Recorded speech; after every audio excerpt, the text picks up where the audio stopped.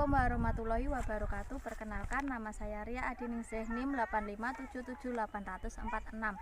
Pokjar Blora Salut. Di sini saya akan membuat tugas praktikum IPA, yaitu tugas mandiri tentang simbiosis. Selamat menonton. Simbiosis adalah interaksi antara dua organisme dari spesies yang berbeda yang hidup berdampingan dalam satu ekosistem.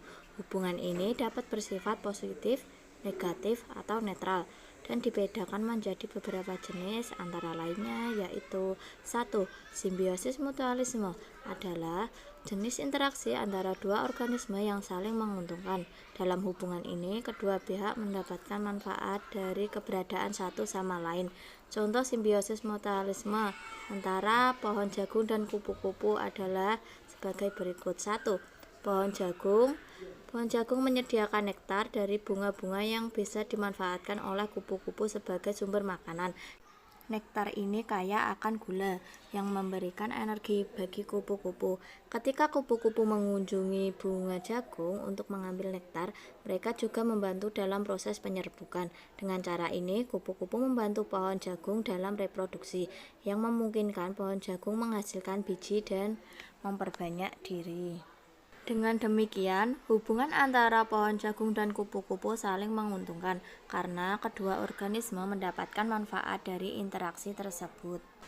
2. Yaitu simbiosis komensalisme adalah bentuk interaksi antara dua organisme di mana satu pihak mendapatkan keuntungan tanpa merugikan pihak lainnya.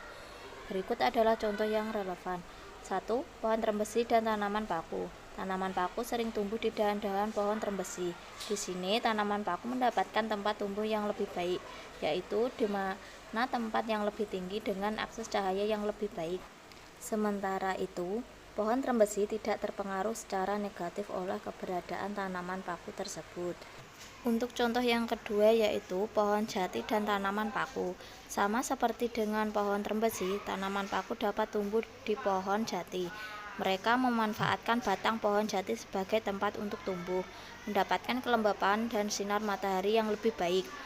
Pohon jati tidak dirugikan oleh kehadiran tanaman paku ini. Dalam kedua contoh ini, tanaman paku diuntungkan dengan tempat tumbuh yang lebih baik, sementara pohon tidak mendapatkan dampak negatif dari interaksi tersebut. Yang ketiga yaitu simbiosis parasitisme adalah interaksi di mana satu organisme atau parasit mendapatkan keuntungan dengan merugikan organisme lain atau inangnya. Berikut adalah contoh yang relevan. Yang pertama yaitu tanaman jagung dan ulat. Ulat, seperti ulat jagung, memakan daun tanaman jagung. Ulat ini mendapatkan nutrisi dan makanan dari tanaman. Sementara tanaman jagung mengalami kerugian karena kehilangan bagian daun yang penting untuk berfotosintesis, yang dapat mengurangi pertumbuhannya dan hasil panen. Yang kedua yaitu pohon jati dan ulat. Ulat-ulat tertentu juga dapat menyerang pohon jati dengan memakan daun dan bagian-bagian lainnya.